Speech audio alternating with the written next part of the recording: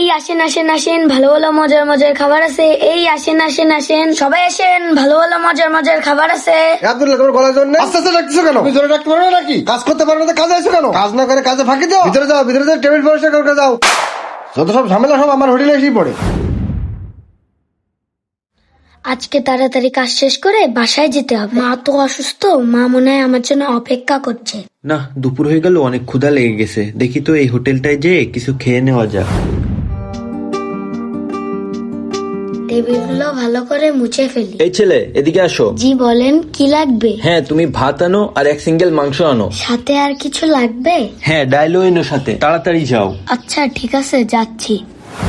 না, অনেক দেরি হয়ে গেল। আজকে অফিসে যেতে দেরি হয়ে যাবে। ক্ষুধাও লেগেছে, কি করব। ভাই এই নেন আপনার খাবার। ডাল কই? ডালটাও